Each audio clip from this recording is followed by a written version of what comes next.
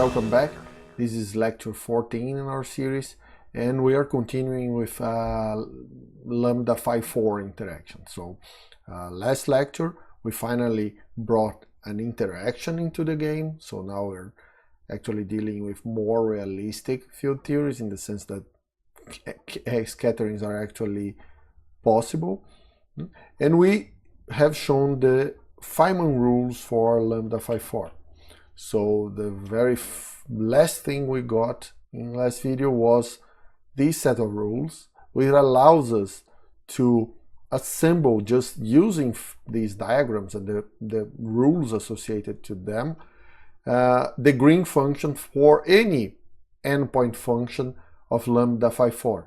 Right? You could go as high as you want in the perturbative expansion, in position space, and in the perturbative approximation. So you're basically assuming the interaction is weak in some sense.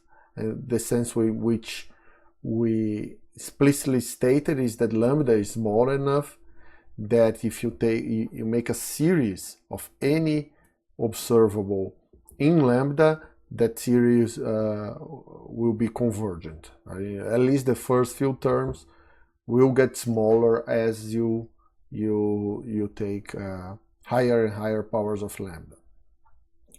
What we want to do today is to make Feynman rules for other cases. In specific, we want Feynman rules to obtain objects which are of more direct application to what we want to do later. Right? So green functions in position space are not very useful in general. Right? We know that scatterings are usually between particles with well-defined momenta. Right? So first of all, we want to go to momentum space, and secondly, we also would like to have Feynman rules that give us directly not the green functions, but elements of the S matrix. So we'll have to use LSZ reduction formula somewhere here, right? But I'll go slowly. The first thing will be just go to momentum space in the simplest, more heuristic way we can find to get some understanding on how these Feynman rules should look in momentum space. And then we'll worry about how to relate what is exactly the green function in the momentum space, what is the S matrix element. We'll do that afterwards. So the first thing will be just to go to momentum space. As far as the Feynman propagators are concerned, we already have the momentum space expressions, right? We have shown in page 67 of our notes, in fact it's equation 67.1, right, that the Feynman propagators are actually written in terms of a Fourier transform, d4p over 2 pi over to the fourth I p square minus m square plus I epsilon exponential of minus I p x minus y. And this thing right here is the momentum space propagator. Right? So the Feynman rule for the internal lines we already know. This is just the f of p. Right? I could put a tilde here, but that's just overloading the notation. I mean, if you see momentum here, you know that I'm talking about the momentum space propagators. Notice, though, that there is a convention here, right? So this guy is symmetric under exchanges of x and y. Doesn't look like that here, but if I exchange x and y here, I can compensate the sign by just calling all components of p into minus p. See, this is integrated over d4p, I'll get the same expression. So I can just exchange, I could have just written y minus x there. Doesn't change anything. The reason I'm choosing to write in this way is because this will be consistent with the convention I'll be using for the external lines later. So for now, it's just a choice I made. Will be I don't know, motivated later. Not justified, because I could have made other choices, but motivated later. Okay. And now what I want to do, what I could do, is take the full green functions and just take the Fourier transform of them to get the green functions in momentum space. I'll do that later, but for now let's try to just get a feeling for what we're looking for here. So we have right now is a set of rules that allows us to get expressions for objects of this sort, right? So again, I'm using this notation. Phi1 is just phi of x1, and this is phi of x2, and so on. Right? Again, I don't have 4 different fields. It's just the same field calculated at different positions. And you know, this is a function that depends on the time ordering. It has many components, different time orderings, but in particular, say I take a particular order where the times, and these again, these indexes 1, 2, 3, and 4, they refer to x1, x2, x3, and x4, and this bigger than sign here is just saying time of x2 is smaller than the time of x1, which is smaller than 4, so the ordering of the times is like that, right? And for that ordering, that object is just 0, phi 3, phi 4, phi 1, phi 2, right? That's what the time ordering does when I have this ordering of times. And you have all other time orderings here. So these 3 dots here is just to indicate that I have a sum of all time orderings, well, with these theta functions in front that I'll guarantee that these will only be equal to that in that ordering. Right? And now I want to look at these objects, right? Because each of these fields has creation and annihilation operators. So in particular, in here, I have a term that looks like D3, P3. P3 is the momentum associated with the Fourier transform of this guy, right? 2 pi cubed 1 over 2e P3 square root, because we're using relativistic normalization, a P3 dagger, which is the operator that creates excitation with momentum P3, and this exponential. And we know that this is acting either, in this case it needs to act here because it's 0 to the other side, but essentially I have these, a lot of terms just like this with a or a dagger, right? The a dagger I have this negative, this positive exponential. If I look at the terms with the annihilation operators, there will be a minus sign up here, right? But this is what is in here. And that means that this object right here, this object, will be something with a lot of constants. Let's ignore the constants for now. But it is an object that has integrals, 4 momentum integrals, if I want to write this in momentum space. P2, D4, P3, D4, P4, right? Times elements that will look, I mean, I could think, for instance, of the case where I acted with the creation operators that are here to this side, and I acted with the annihilation to that side. It's not the only option, because again, I have a product here, which is creation annihilation times creation annihilation. I mean, it's 2 to the 4th terms here, right? But this is one of them in which I acted with this A and A dagger, which are coming from 1 and 2 to the right side, and I acted with 3 and 4 to the left side. And that will look like P1, P2, P3, P4, meaning I have a state with 2 excitations with momentum P1 and P2 in the state on the right, and the same thing on the left with momenta P3 and P4. Right? That's one of the many possibilities that could appear in here. So the first thing I want to do is to focus on Feynman rules for this object. Right? How does it look? The answer, of course, depends on what order in the perturbation theory I'm calculating the interaction for. Right? So let's suppose that instead of looking at this object, which is really the free theory, I had this one.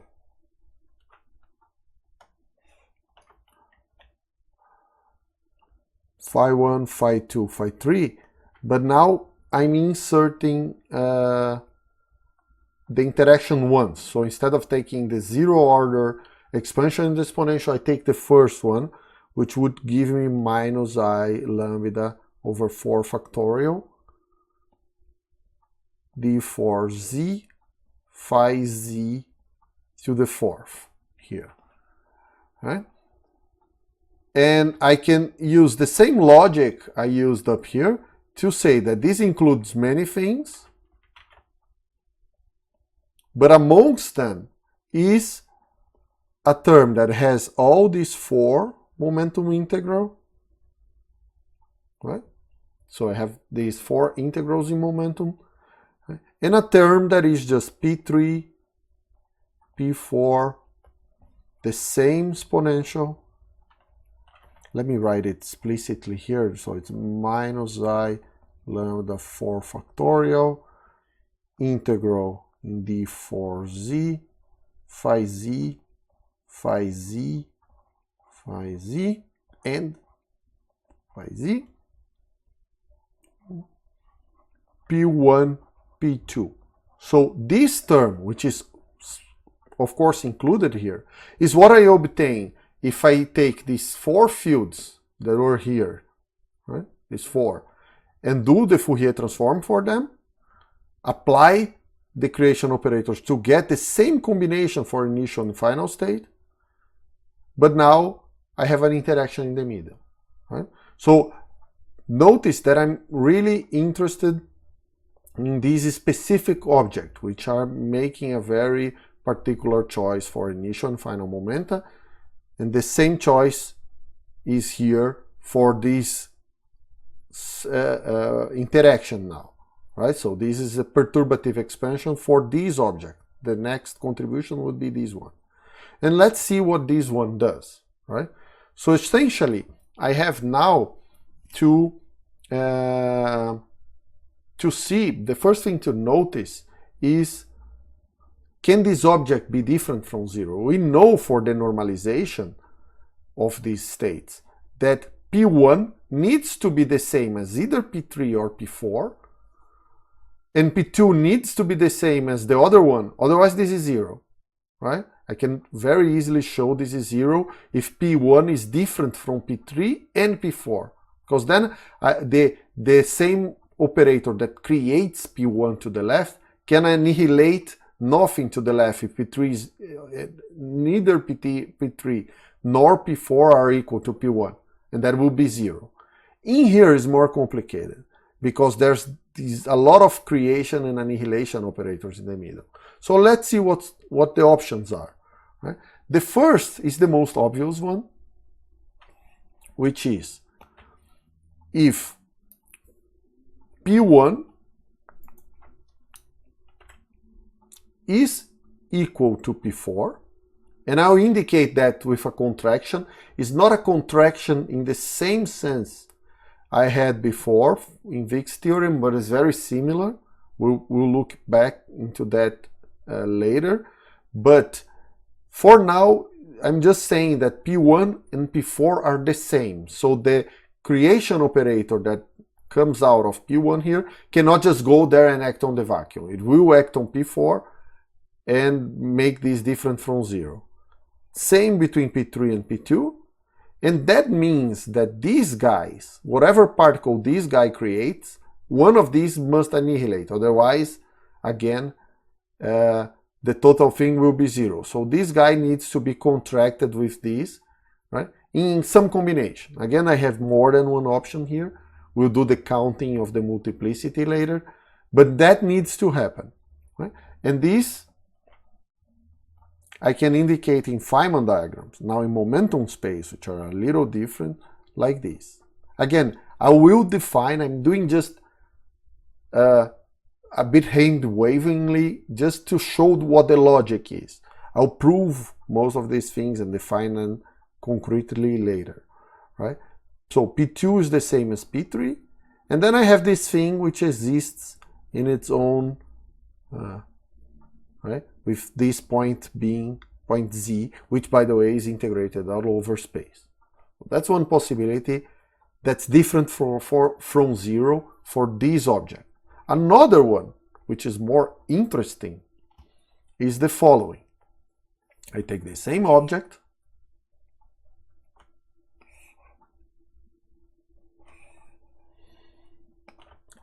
and say the following. Now, I don't demand that P1 needs to be equal to one of these momenta, because there is an annihilation operator here. If that annihilation operator annihilates P1, and notice this is in position space, that means it has annihilation operator for all possible momenta, because I can make a Fourier transform of this guy, and momenta will run over all momenta. So I can take the case where the annihilation operator acts on P1, right? The same thing for this guy. So these two annihilate P1 and P2. And these two annihilate to the left now, or create, right, P3 and P4. Right? That is also different from zero. Right? And it is a completely different case now, because the momenta that was coming in at P1, let's indicate it like that. Right? Let me move this arrow from here. So P1 and P2 both got annihilated at point Z. And at the same point Z, I created P3 and P4, which is the same as annihilating to the left. Right? P3. I could think this in the other way, right? I could think this guy creates a P3 that did not exist here. This one creates a P4 that did not exist here. And then you have this element, right? P3, P3, P4, P3, P4. It's the same thing as contracting to the left. Huh?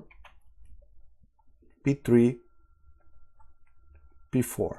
And this is, for the first time, a true interaction in momentum space, right? Because all I have now is that the sum of momentum in the start needs to be the same as the sum in momentum in the end. We'll see that later, how this appears here, right? But this is a true interaction. And now I'm also inserting here, kind of in a sneaky way, another convention that we use for Feynman diagrams. There is a time ordering implied. That in my case, some books take it from the bottom to the top. I'm taking it from left to right. So I have the interaction happening at a time tz here, and I have incoming particles that are coming from I don't know where, right, in the past, and some particles that go into the future. That's all there is here, is past, future, and this interaction in the middle. You have to be careful with the time ordering here, as to not read too much into it, but we'll go back to more complicated cases and look at this carefully. Right? Another thing that you should notice here, I'm not saying anymore where this line starts, right? And that's because I don't know. Right? Before at the position space green functions, I had these four positions, x1, x2, x3, and x4, which were these points at the extremes of our Feynman diagrams, right? Now I don't, because I went to momentum space, right? And if these guys have well-defined momenta, I don't know where they are, right? All I know is that they met here. And even this point is not fully specified. I'm integrating over it. So I don't have these external points, and we call these lines that go up to infinity past or infinity future, right? Again, you see that eventually you'll connect these to these asymptotically free states, right? We call them external lines. So now I have these external lines, which are different from the internal lines that are the propagators, right? I have a momentum space expression for the propagator. This guy propagates between two well-defined points. It's an internal propagator. This is different. This is external line. It goes to the asymptotic past or future, right? And now let's think about this a little bit more. It's clear that this object, although this one appears in the green functions, this is not as interesting to us. There's nothing really happening here. Just one particle moving. So there's the same particle that was here is here now with the same momenta. Nothing happened. Didn't exchange momenta, charge, nothing. This is the same, and these are just happening there, but has nothing to do with the particles. So this does not contribute to the S matrix, right? It's not a scattering. It's just particles going through each other. This is a scattering, and let's look at a little bit how this expression will look. So let me expand. Remember, when I define this interaction picture fields, I separated these fields in a plus and a minus part. We did that last lecture, where the plus part annihilates particles to the right, right? And this part has the creation. So minus creates, plus annihilates. Let's write this object explicitly. Forget for a second the minus I lambda 4 and the integral in z. Let's write just the operators to see how this behaves. So there's P3, P4, and then I have a bunch of phi z fields. So I have phi z plus phi z minus, and I have this 4 times.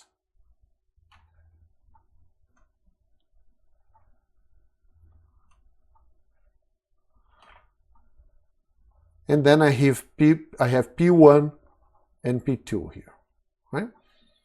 And I want to basically calculate these, all the possible, I have to do a distributive here and calculate every possible option. But a lot of these options are 0, right?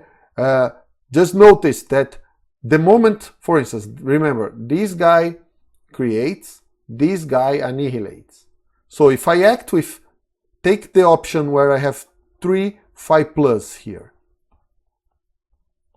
I don't care about the next thing, but take this times this times this. This is obviously 0, because the first guy has to annihilate either pi1 or P1 or P2. The next one will annihilate the momentum that is left, and the third one will act on the vacuum. 0, right? In fact, it's very easy to see that any product here that has a combination which is not plus, plus, minus, minus, it has to have, the combinations that will survive have exactly 2 pluses and 2 minuses. Otherwise, it will be 0, either to the right or to the left. Very easy to show, right? Check that for yourself. Right? I have to have exactly the same number of creations and annihilations because I took an initial state with 2 states and a final one with 2 states. Let's think about the ones that survive. Right? So as I said, to survive this, one of these annihilation operators need to annihilate P1, right? Because then it's easier to think like that. So I'll demand that some guys annihilate P1 and P2, some other guys annihilate P3 and P4, and then I have these, right, which is 1 times whatever comes out of this annihilation. This is what survives. So if one of these guys has to annihilate P1, I will indicate like that. This is a kind of contraction. I'm calling here a different kind of contraction, but these guys annihilate P1.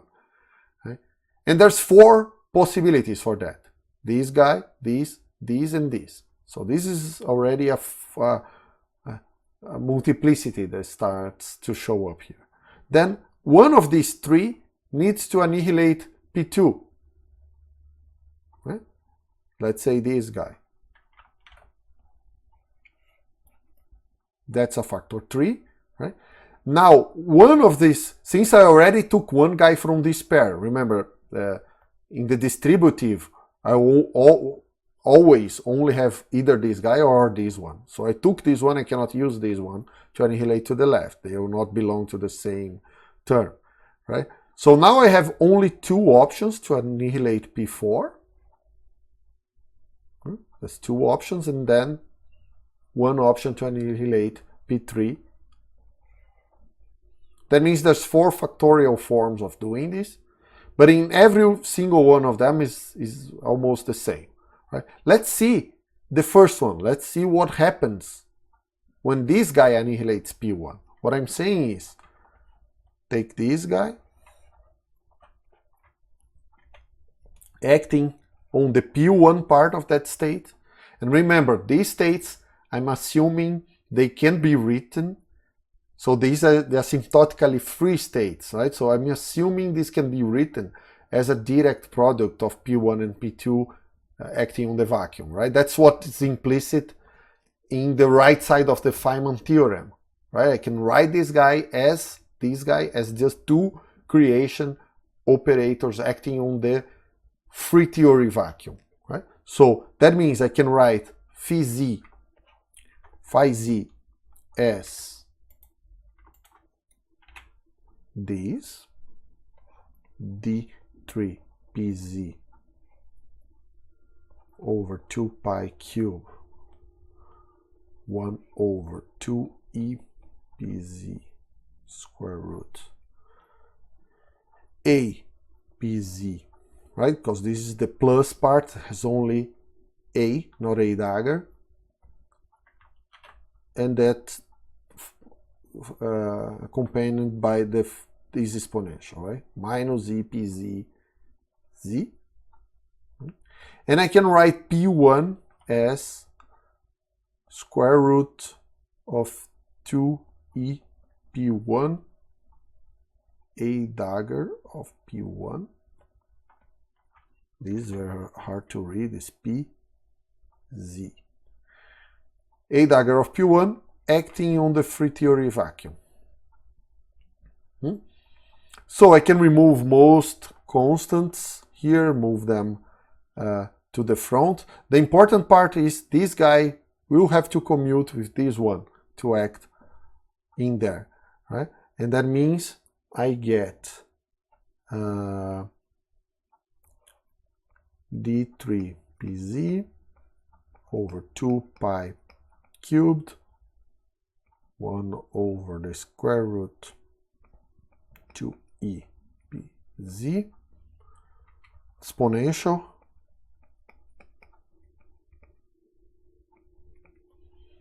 the square root 2e p1, and then when I commute this guy with this one, I get the commutator of the two, right? I get a commutator plus a term which I have a dagger a. But the a dagger a term acting on the vacuum is 0, because this is an annihilation operator. So I get just the commutator, and the commutator is just 2 pi cube delta 4 of delta 3 in this case, because it's just a 3 momentum, pz minus p1, right? So that's the commutator, and that's what the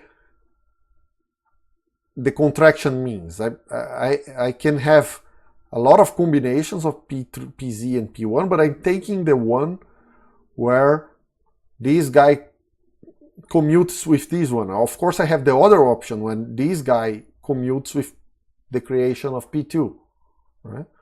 And again, commutation relations are what give me the contraction, right? This is easy to solve because now I have a delta here that allows me to integrate in pz, right? So all pz here become p1. That means this square root of 2ep goes away with this one, 2 pi cube goes away. All that's left is really the exponential, right? And I have no creation nor creation operators again, right? And I get minus 1 minus I P1Z acting on 0. So the effect of this contraction, right, is to get this exponential in the vacuum. The same way, when I consider a contraction in the other direction, I can show very easily, it's the same calculation, right? That a phi z acting to the left, which is the minus that act to the left because the plus just gives 0, right? Will be just 0 exponential IP3Z. It's the same thing. But now the exponential has the other sign because I'm taking phi minus. And that shows what the external lines will give us, right? I'm saying that these contractions will become these external lines. And this is what you actually get from them, right? I'm saying that whenever I have a diagram in these momentum transitions that I'm calculating here, I have whatever it is here. This is the rest of the diagram. But I have some line bringing momentum in point Z. Say it's bringing momentum P to point Z, which is exactly what is happening here, right? When I'm calculating this contraction, I'm saying I have one of the options that can happen here is that I have momentum P1 coming to Z. The rest of it is just represented by this shaded circle here, which is the usual way I use to indicate the rest of the diagram, right? So this will be accompanied, the signal of this kind of thing will be just a negative exponential of P entering this point Z, like I show here for P1. Right? And whenever I have a complicated diagram, it doesn't matter what the diagram is, but there is a point Z in there, and there's momentum coming out of that point Z, then I'll have an exponential IPZ, which is what happened here with P3. Right? Again, that contraction I did for P3 is what gives me this leg of the diagram, where I have momentum P3 coming out of Z. That means a particle of momentum P3 has to be created at the interaction point to be present. Right? In the case I have interactions, in the case I'm just going through, the momentum was P3 was already present at the initial state. That's the beauty of interaction. I can have created that specific momentum there. And so this shows already what kind of Feynman rule will be associated to the external lines in momentum space. Right? And that's important. Right? If I put this together and do this, let's say I do this contraction for all the 4 here, I'll get 4 exponentials, right?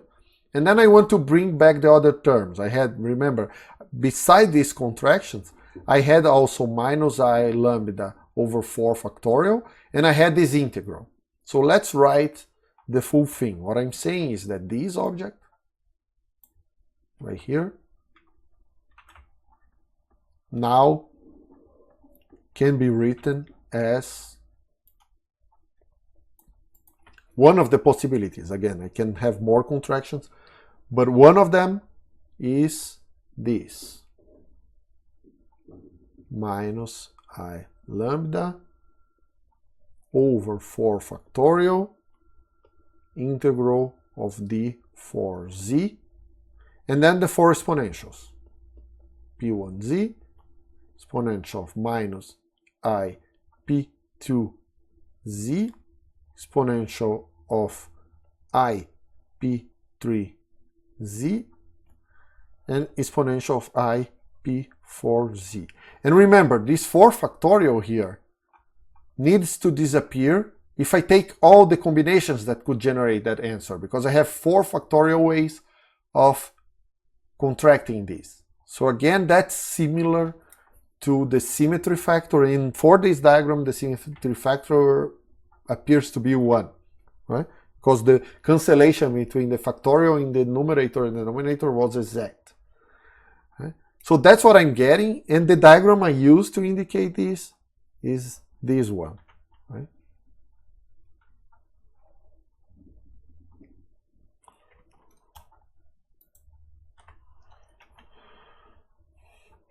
Z P1 P2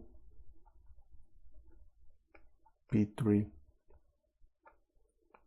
P4, and I'm saying this is equal to that. And now find Feynman rules that, again, this diagram represents a whole class of possible contractions, right?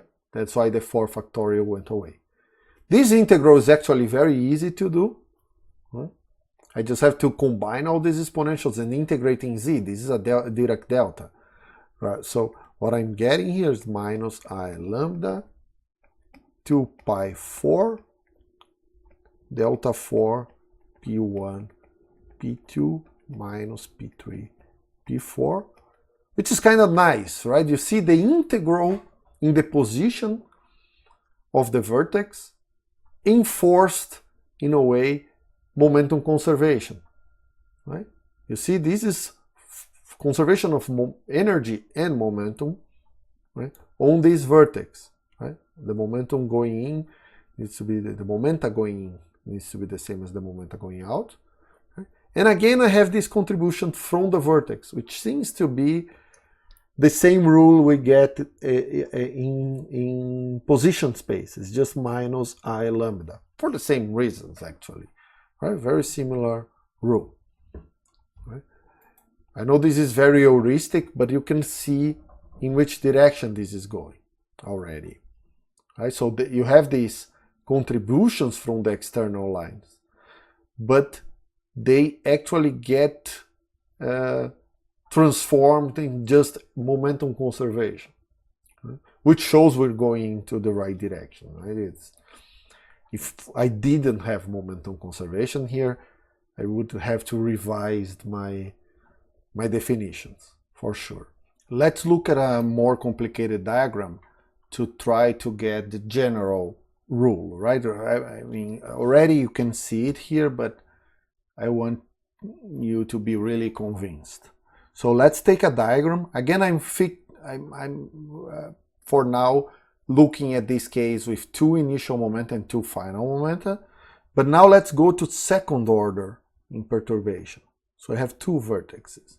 And let's suppose I take this diagram. Again, that's just a particular case. I could get more complicated than that, right?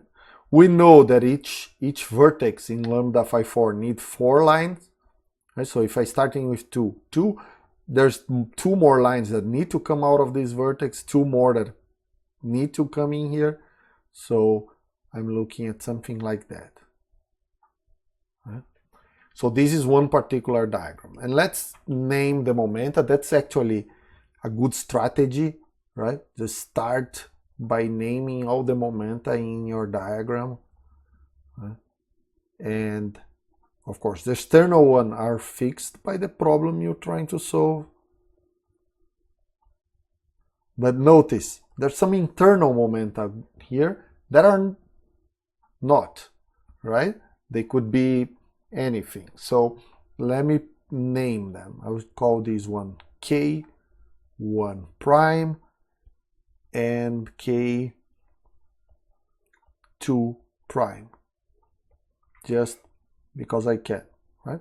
And let's try to think, and also, same way these momenta are not fixed, also I have to label the vertices, which are also arbitrary. I'll call this Z1, I'll call this one Z2. So where does this come from, right? I want to write an expression for that, right, in this way. But also there's a particular contraction, right? This expression has more than this diagram. This diagram comes when I contract stuff like that, right? I could also have P1 going directly in P4 or P3. There are other diagrams that do that. In here, I need to write an expression and also see what the particular contraction that generated this, right? And so the initial part is easy. It's just P3, P4. I need two vertices. So minus I lambda over 4 factorial d for Z1. I think I call this one Z2, yeah, because it's easier to draw later. Z2, phi, let me try to improve my writing here. Z2, and then it's phi Z2 4 times.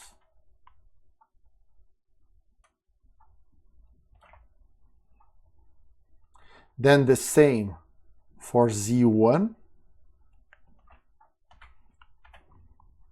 Z1, 1, 1, 1, and 1, right? And then P1 and P2 on this side. And the particular contraction that will generate this diagram on the left here is when P1 and P2 are contracted with point Z1. So one possibility would be this, right? But I could also connect P1 in 4 different places and P2 in 3 different places, right? So I have some multiplicity here of possible contractions that would generate that. I'm saying that P3 and P4 are contracted at point Z2, so same story. I could contract it like that, but there are more possibilities. So again, I have a 4 times 3 possible contractions here. And then, of course, I have propagators from Z1 to Z2. There's 2 propagators, so I have to contract this, right? And this is the kind of contraction that I have to be careful with double counting, right? There's only 2 ways of doing it if I don't do any double counting. Remember? It's the same, very similar to what we had in position space. In fact, this contraction happens in position space because both are there. Same story. So now let's write this. So let me bring all factors of I lambda out, minus I lambda square, right? I have 4 factorial twice here. And I have 1 4 factorial here, but in here, almost, right? Almost a 4 factorial. So there's a factor 2 left below, which is the symmetry factor, right? That comes from this double counting here. So again, I have a symmetry factor here, which is the same for the position space, right? This line and this line, these momenta are just arbitrary names, so they can be exchanged. The symmetry factor of this diagram is 2, right? The external momenta cannot be exchanged because you know there's a particle with momenta P1 and a particle with momenta P2 coming, right? So they are fixed in that sense, right? I have these integrals in position, so there's a d for Z1, a d for Z2, okay. And now I have to be careful because what I get from these 2 contractions are propagators, Feynman propagators from Z1 to Z2, right? There are 2 propagators here. This is square. I'll write these guys in position space, in momentum space. That means I have to write them as Fourier transforms, which will create these 2 labels. So the Fourier transform of the first propagator will give me a d4 k1 prime. The Fourier transform of the second propagator will give me a d4 of k2 prime. And there's a total 2 pi to the 8th factor for the Fourier transforms here. Then I have the Feynman propagator in momentum space, k prime, the Feynman propagator in momentum space for k2 prime, right? And the exponentials for the Fourier transform, which is minus I k1 prime z2 minus z1, and the exponential of minus I k2 prime z2 minus z1. And notice how I choose these signs, so that when I have momenta, for instance, going out of z1, right? So there's a momentum k1 prime going out of z1. This goes with a positive exponential, which follows this convention. Momentum going out of a point, positive exponential. Momentum is going into point z2 here. So for z2 I have negative exponentials here. Well, this just keeps the momenta ordered in the same way I do in the diagram here, right? If I exchange that, I'm just doing this, right?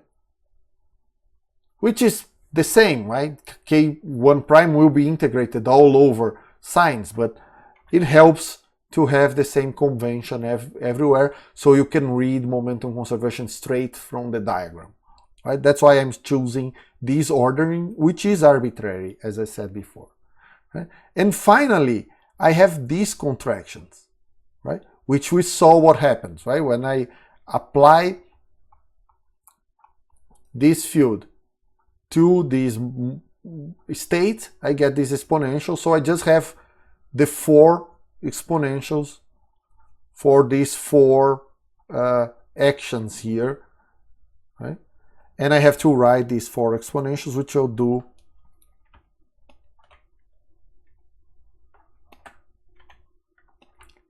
do below because I have little space, right?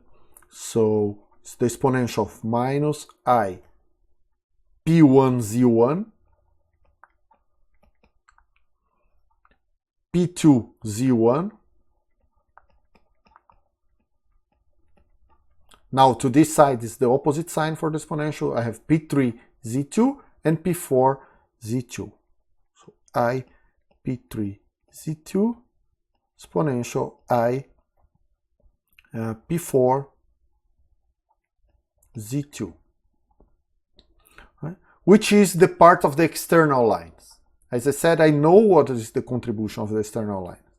Now I want to convince that despite knowing what the contribution of the external lines are, I don't need them, because what happens with them? Once I wrote it in this way, it should be obvious to you that there will be no dependence on z1 and z2 other than the exponentials. Because all I can have here is propagators and external lines, and z1 and z2 only show up on top of these exponentials, because I took the other place they could show up is in propagators, but I do the Fourier transform of the propagators, and I throw z1 and z2 into exponentials again. That means that z1, the integral in z1 and z2 will always be doable. I can always integrate in z1 and z2, and the result will always be Dirac deltas, right, on these exponentials. So all I have to do now is do these integrals and write all these exponentials here. I have to combine all of them, right, into Dirac deltas. Let's see the result, right? I just copy this part over, right? I can have these integrals over here, right? This factor of 2 pi to the 8th will go away with the Dirac delta, right? Each Dirac delta that will show up when I integrate on z will have a 2 pi 4th in front of it. So that conceals this, right? And I have these 2 propagators and 2 Dirac deltas. Let's just read which they are. So take z1. Z1 has here a plus K1 prime. See, Z1, there's a plus here with K1 prime. Here is plus K2 prime. In here is minus P1. And in here is minus P2. And for Z2, I just have to look here. It's minus K1 prime, minus K2 prime, plus P3, plus P4. So again, see, vertex by vertex, I have momentum conservation. That's very important because it's not obvious. You know that the full diagram should have momentum conservation because these are physical states at the start, at the end. But in the middle, not so clear, right? But it does happen, right? So if you look at the momentum conservation at Z1 is written here explicitly, right? There's P1 plus P2 needs to be the same as K1 plus K2, which are going out of that vertex. And in here I have ingoing K1 prime and K2 prime, outgoing P3 and P4, and the sum of P3 of P4 needs to be equal to the sum of K1 and K2, right? Which is fine. And you have momentum conservation. You see that many of the conserved quantities, all of them, I mean charge and all of them, are conserved vertex by vertex in this perturbative expansion, which is a nice feature, right? I can simplify this expression a little bit more, right? Just by noticing that I can do one of these two momentum integrals. I'll do that integral in K2 prime by using this delta, right? One of those deltas, it doesn't matter which one. So, but let me do just some renaming here. So once I get rid of K2, I don't need to call this guy K1 prime.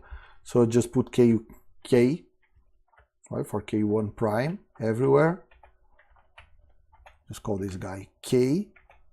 And I'll also be calling this some Q, right? So let me see.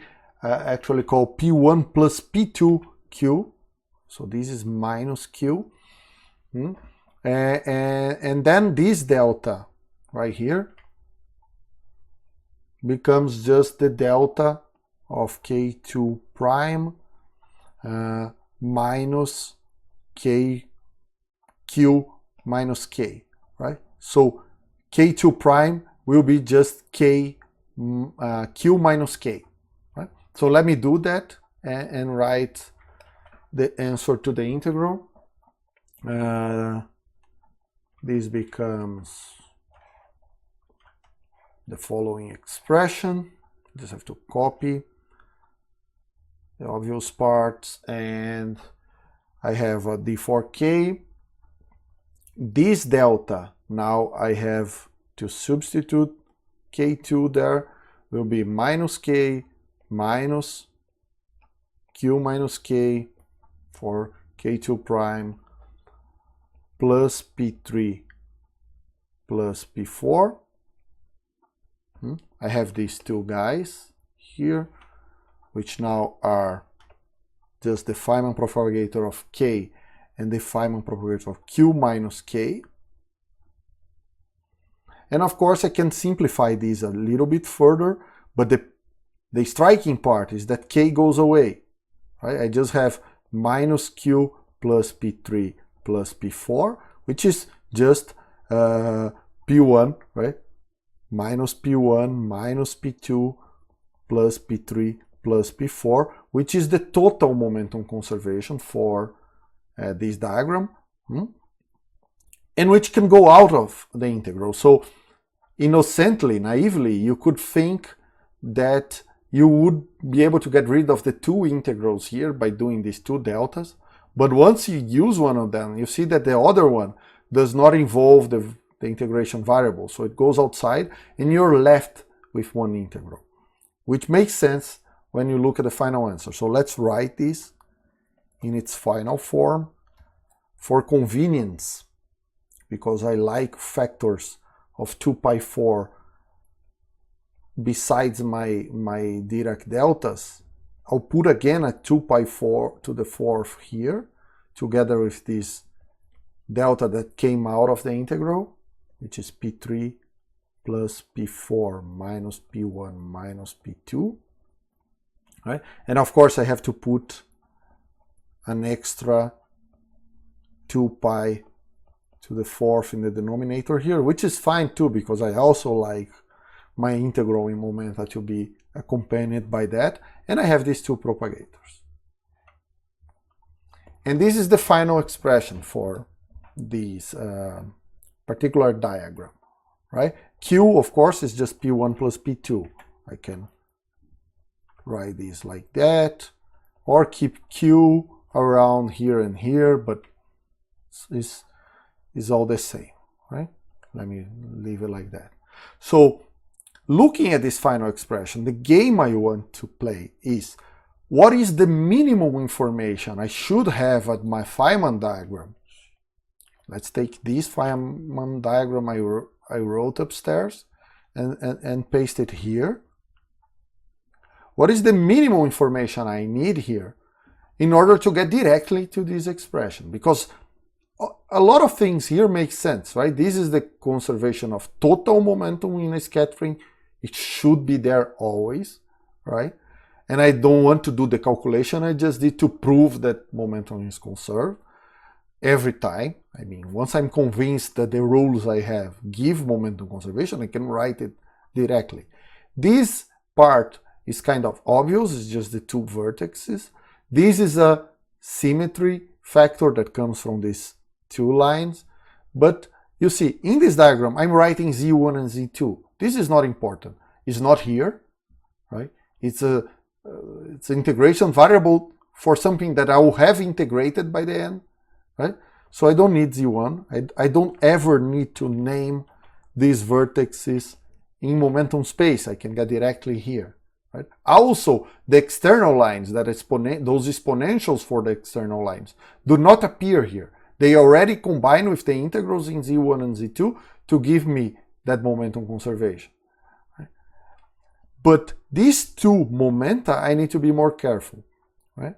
What should be clear here is that I don't have two independent momenta. Once I realize that momentum conservation happens vertex by vertex, I could have called this guy K, right? Which is free. K could be anything. But once this guy is K, it should be clear that this guy should be P1 plus P2 minus K. Because that's the only way of having momentum conservation in this vertex. Is the total momentum entering the vertex minus the one that went in the other direction. Right? So there's really only one free momentum here, which it's integrated over, because this is quantum mechanics. If this variable is not fixed, you take all possible values, right? You have to integrate over it. So this momentum that is not fixed is integrated over. I could of course call this K, right? Where K is the variable we use that a lot for the initial momenta, right? Especially in 2 to n scattering, we always call these initial momenta K. Okay? So you see, that's interesting, because then I can get directly to this rule here, right? I can see there's a propagator that depends on K. There is another propagator that depends on Q minus K. It's written here. The total momentum that is not fixed is integrated over. That's also a rule that will always happen. Yeah? And I have total momentum conservation and symmetry and vertex factors.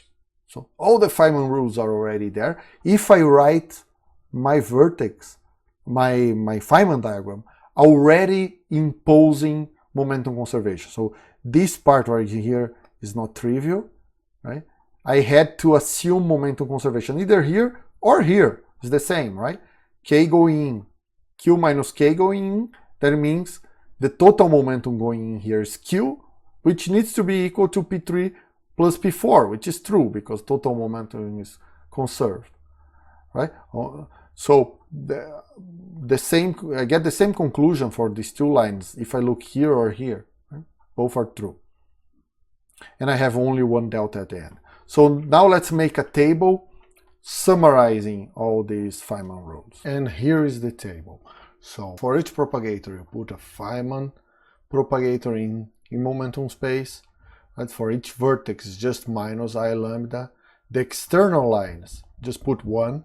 Right? Forget exponential for the external line, because we already know that that exponential will be combined with the vertexes to give momentum conservation, which we take care in step 4. So if you already drew your diagram, then impose momentum conservation to rewrite some momenta, especially the internal ones, right? The internal ones, you can probably get rid of a lot of them, right? And then go back to your propagators and write them already with the imposing these momentum conservation. Then you have to integrate over all these internal momenta that are still undetermined once you use all conservation on each vertex, right? Of course, divide by symmetry factor. This is the same as the position space. And again, because of not putting explicitly the exponentials for the external lines, you have to multiply by this overall momentum conservation, which will come from these various exponentials, right? Keep in mind that some books do it differently. They actually will tell you to integrate over the vertices and keep those exponentials for the external lines, but you're doing extra steps. You can actually skip those steps if you use it like that, which I think is the way Peskin does, and I think it's more, more direct. Instead of having to prove momentum conservation every time, you know it is there and you use it. Right? So to give a few more examples, let's draw a few diagrams here and just look how we can use those rules. I'd say I have a diagram like that.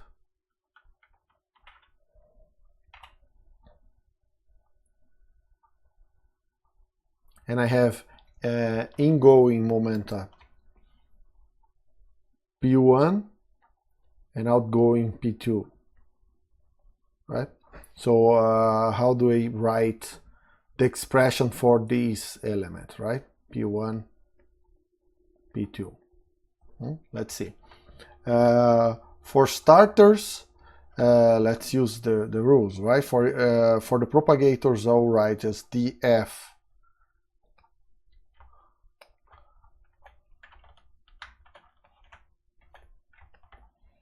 df, and I'll baptize this one k, the f of k. For each vertex, I have a minus I lambda, so minus I lambda. For each external line, nothing. I have these two external lines, but I don't have to worry about that. Impose momentum conservation on each vertex. This is satisfied for any value of k, right? So k is really undetermined because I have k going out, I have k going in, whatever direction I choose to orient this momenta, conservation will be guaranteed here, so there's no momentum conservation to rewrite k, right? Integral over the indeterminate momenta, so it's the d4k over 2 pi to the 4th. Symmetry factor, there's this line that I could switch. It's just factor 2. And the overall momentum conservation, which in this case just imposes that P1 is equal to P2. 2P4 delta P1 minus P2.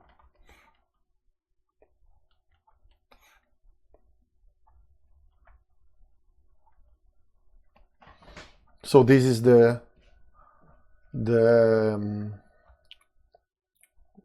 this is the function for this diagram.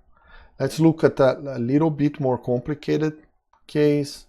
Let's take two vertices, have incoming momenta again, P1 P2, outgoing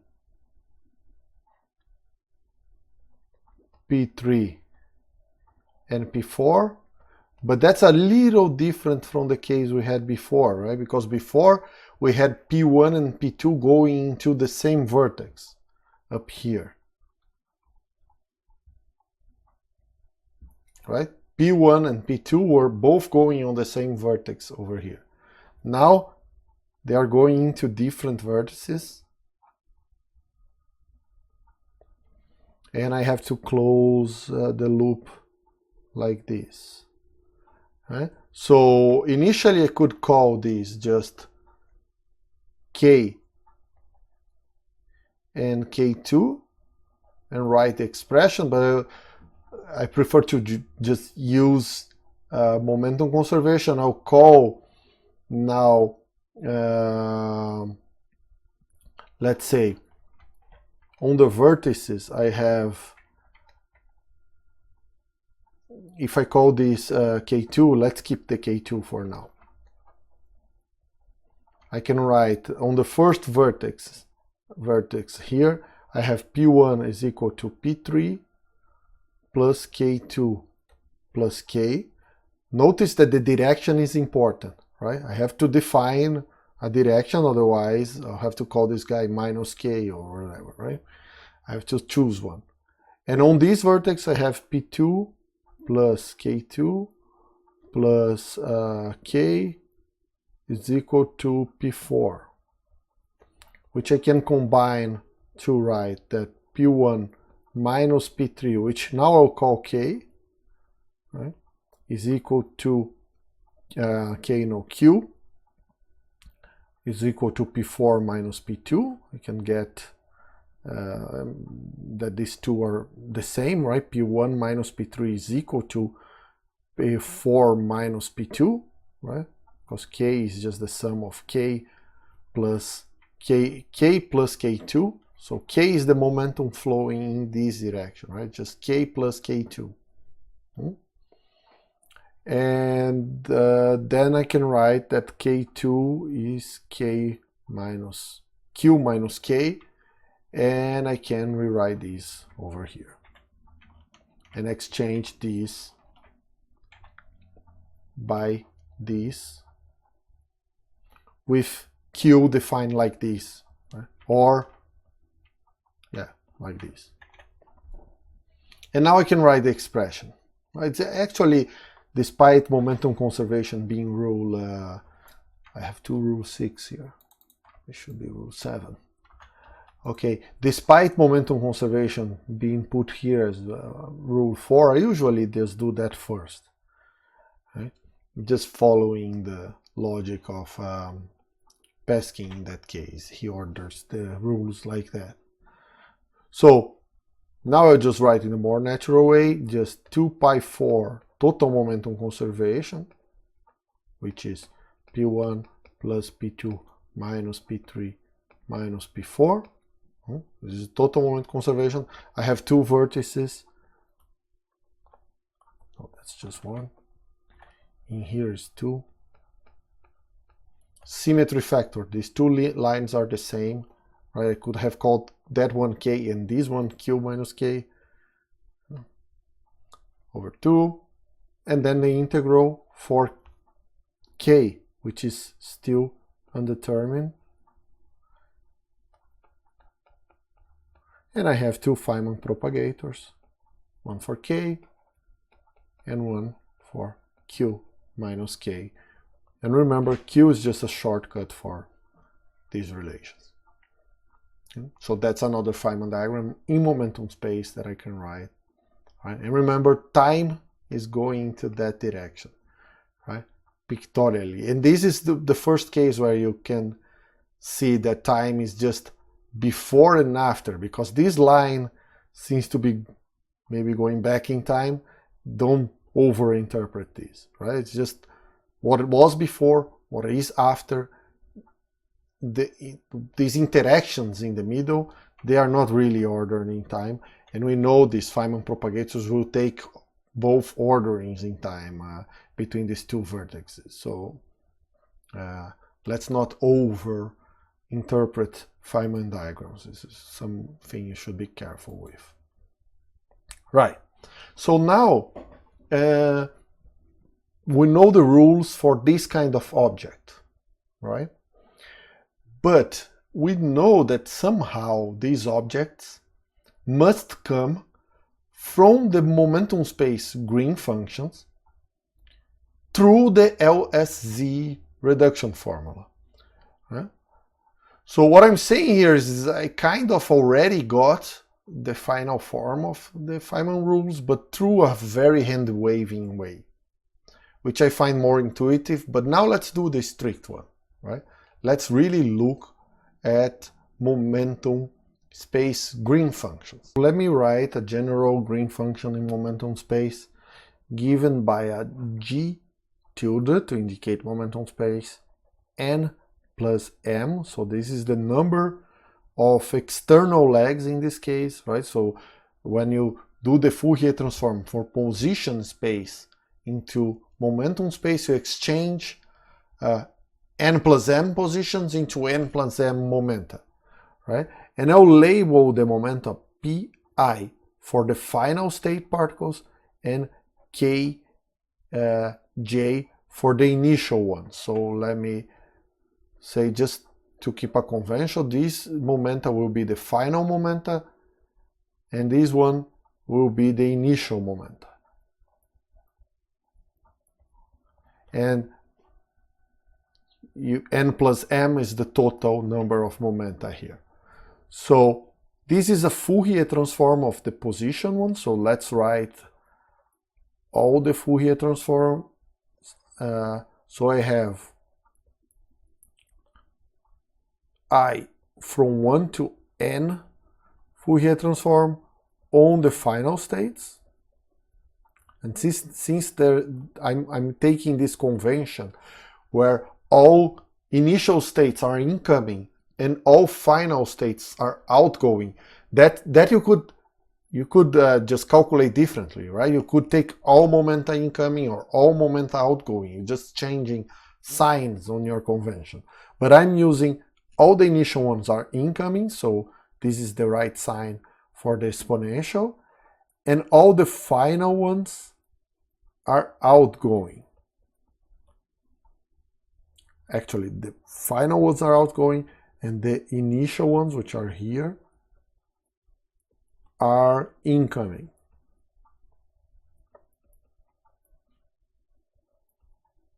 Yj, right? And then I have the momentum space green function, which depends on all these points, x1 to xn and y1 to ym. Right? So that's really the definition of the green function in momentum space. Let's look at a specific example a specific example to see what is the effect of all these integrals, right? So take a 2-point function, depends on only x1 and x2, and let's take one that is given by this, the contribution given by this Feynman diagram, the sunset diagram. Depends on 2 points here, z1 and z2, right, for the vertices. We know how to write the Feynman rules for this guy, right? I just have a lambda square that comes from the vertices, a 3 factorial for all the permutations, so this is the symmetry factor of all permutations that can do with these 3 lines, and integrals over d for z1, d for z2, and a bunch of Feynman propagators. Let's write them all.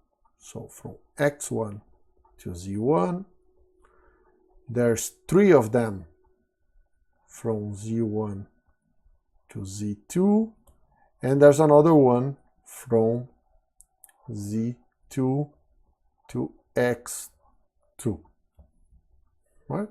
So this is the momentum space, the position space green function. Let's do the Fourier transform. So now I want to know g tilde of p1, p2, which is the integral d4x1, d4x2, exponential of minus I p1 x1, exponential of I p2 x2. Note the convention in momenta, right? So p2, the way I'm doing, p2 will be going out and p1 will be going in. So that's how I'm choosing the signs of p1 and p2. And this whole thing goes here.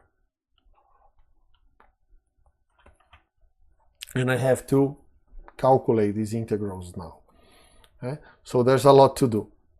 First thing I have to do is write all these propagators in momentum space. Right? I have to write these guys all in terms of their Fourier transforms. Right? I'll go a little quickly about this, and then you can check the calculations later. Here we go. Writing these three, actually 5 propagators in momentum space is done in this way. So I have to define a momentum for this guy, another momentum for this one, and 3 different ones for these 3 guys that are from Z1 to Z2. Notice that I'm always following the convention, so the lines go, for instance, for X1 to Z2. What appears here is X1 to Z2, right? And I have 3 different momenta here. Right? This expression is easy because there's many position integrals in which I can integrate because these positions only appear in exponentials. So I have a lot of Dirac deltas hidden here. The first 2 I'll use is just x1 and x2, right? So I just have to follow x1 here is minus p1 and here plus p3, right? I have this delta. And for x2, I have p2 here and minus p4 over here, right? And that's a second delta. They come together with factors of 2 pi to the 4th, which conceals the 2 pi to the 4th that I should have in the denominators here. I don't know what I have cubed. This is all to the 4th. So ignore that for the rest of the calculation. Should be 4th everywhere because it's d4p, right? So, and I can use these 2 deltas to integrate over p3. So p3 will be substituted by p1 and p4 will be substituted by p2. So, for instance, in this exponential, p3 z1 just becomes p1 z1. In this one, p4 z2 becomes p2 z2. Right? This is the exponential. Same inside the propagator. So d of p3 and the final propagator of p4 becomes p2. Nothing changes in the green part because there was no dependence on x1 and x2 here. Next step is actually do the integrals in z1 and z2. z1 you just have to follow the momenta here. You get that delta, right? And I integrate on p5 using this delta. So again, this should be all be 4 here, 4, 4, and 4. And the 2 pi to the 4th that is here conceals with the one that appears in front of the Dirac delta. And I get these expressions. So now the exponentials that involve z1 are gone because I used them to get this delta. And these 3 together, right? Now I have z2. I had z2 multiplied by p5 plus p6 plus p7. Actually, minus p5 minus p6 minus p7, which according to this is just p1. That's why I have these 3 exponentials just became this one, the part that depends on z2, right? And in this propagator, I exchange p5 by p1 minus p6 minus p7. Well, I get this expression. And finally, I can do the integral on z2, which is easy. again, it's just a delta of P2 minus P1, which is there. That one does not allow me to integrate P6 or P7 because it will be just a delta that does not involve those. Right? So that's the leftover one. So I have to remember it comes with a factor of 2 pi to the 4th, which is not concealing anything. I could conceal with these guys that again became cubes, but I can fix them in the end here and leave a final expression, which is right. Okay, and this is really the final expression. I cannot do anything more unless I specify the momenta. I'm not interested in that for now.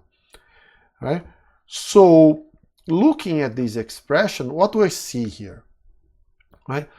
Think about the Feynman rules we have for that matrix element. It should be like that, right? So the number of vertices is here. It's fine. Symmetry factors, this 3 factorial, total momentum conservation, and integral over all the undetermined momenta. You can see, right? I have P1 going to this vertex and 3 momenta coming out. That means 2 of them will be undetermined. I choose P6 and P7 to be undetermined. And this one is fixed by momenta conservation, just P1 minus P6 minus P7. So I did use momentum conservation here. I have the 3 propagators, the 2 integrals, right? And finally, that also guaranteed here, because if you add those 3 up, we'll get P1, and P2 is equal to P1 by this delta. So I got basically the same expression I would get using the Feynman rules I have shown above, with the exception of these 2 weird guys right here, right? These propagators for the external lines were not present before, right? And did my heuristic version of the Feynman rules missed something important? Should these guys be here? Right? That's the question now. And the key point is that yes, they should be here if you're calculating the green function in momentum space. But that's not what shows up in scatterings, right? What shows up in scatterings is really the S matrix element, and that's given from the green function by the LSZ reduction formula. So let's look what it would have to say about these, right? So the LSZ formula for a 1-to-1 transition would be something like that, right? In out P1 and out P2, right? And that would be the limit. Go back to the LSZ formula and take a look there. When I put P1 square going to M square, so I'm putting P1 on shell, I'm putting P2 on shell, right? And I'm multiplying the green function by 1 over I square root of Z to the number of states, in this case 2, right? It's a 2-point function, right? And I have to multiply the green function by P1 square minus M square plus I epsilon. I have to multiply it by P1 square minus P2 square minus M square plus I epsilon times the green function, and I'll just copy the green function here. This is really the green function, right? Now I did a Fourier transform. There shouldn't be anything missing here. Let me just remove a little bit of the noise here and move this over to the right a bit. So this is what the LSZ formula tells me a S matrix element is, right? So now this Z, remember, is the full propagator. We didn't actually learn about it yet, But I told you to believe me that when we calculate these propagators with all corrections, I can show that they will be something that looks like this instead of just 1I over P1 square minus M square plus I epsilon, and also that the mass here and here is not necessarily the one in the Lagrangian. But in the case where you go to the lowest order in perturbation theory, you can remove the Z, because Z will be just 1, and M will be just the M in the Lagrangian. In any case, these two propagators go away, right? Even if you have the full theory, or if you're just talking about the free theory, this goes away with this. With the exception of 1 power of Z, notice that I miss 1 power of Z here, right? This is just Z and not Z squared, and I have Z squared over here.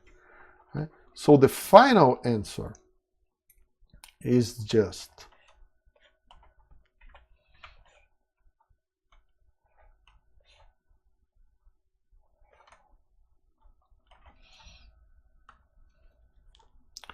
and then I can take this limit, right? Once I have this cancellation, I can take this limit and nothing blows up, because before, exactly these two guys, you're going on the poles of these two guys if you take this limit.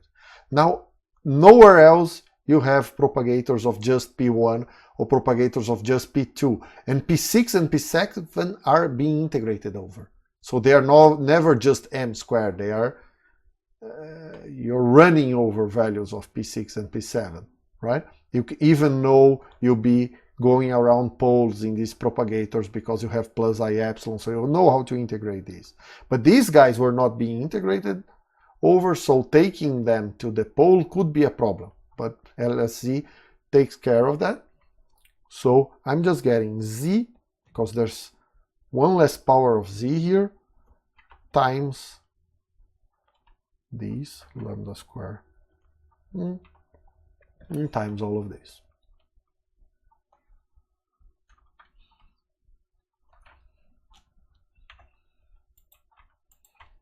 And this is the answer, right? Which you could have obtained from the Feynman rules I have just shown, with the exception of this power, that in general will be a power of Z to the number of actually square root of Z to the number of particles involved here, right? Which we can forget for now, because for all our purposes Z will be the same as 1 until we get to renormalization questions. So you see, what these Feynman rules that I was showing before are actually the good Feynman rules for S-matrix elements in the approximation that you're very close to the free theory, right?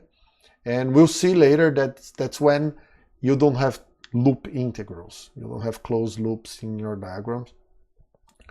But for now, these are the Feynman rules for S-matrix elements. I just got to them to a very heuristic way, but you could just take the Fourier transform of the green functions and then apply LSZ, and you see LSZ will always do that. It will, that's first version, that's something we call amputating.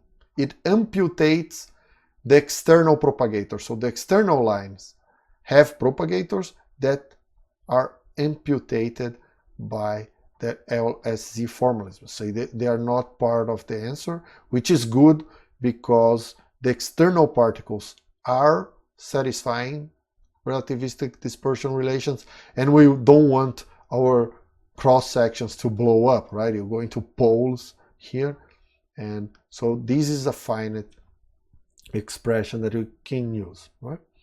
Just as a final note, usually you can even adapt your Feynman rules to get even more interesting object, because remember, we have defined these S matrix elements, right? The part that matters to us, which is the part that is proportional to IT, right? Because I have a 1, I could write the matrix elements as 1 plus IT. The LSC only worries about IT, and I have written IT as I, invariant matrix element, right? And let's generalize this to final momenta and initial momenta. And I wrote this as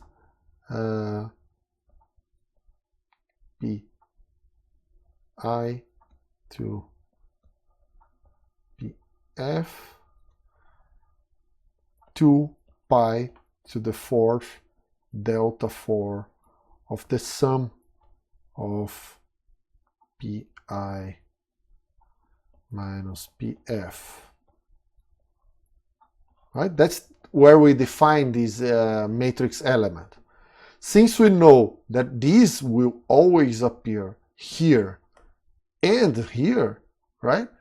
You can use the rules I written above. Again, these rules, and just ignore step 7. Right? If you ignore step 7, you get the rules for the matrix element, this M, because you know it's the same as we got before minus this term. So you could just write, say, in this, actually not for M, but for IM, you have to be careful with that I there, right? IM is just this.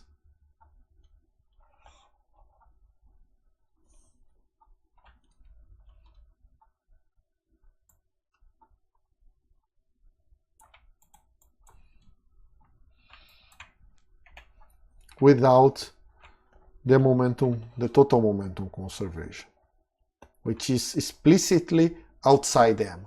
And since we already use this conservation in all the formulas we have for cross sections, we're really mostly interested in this object, which I can get from here.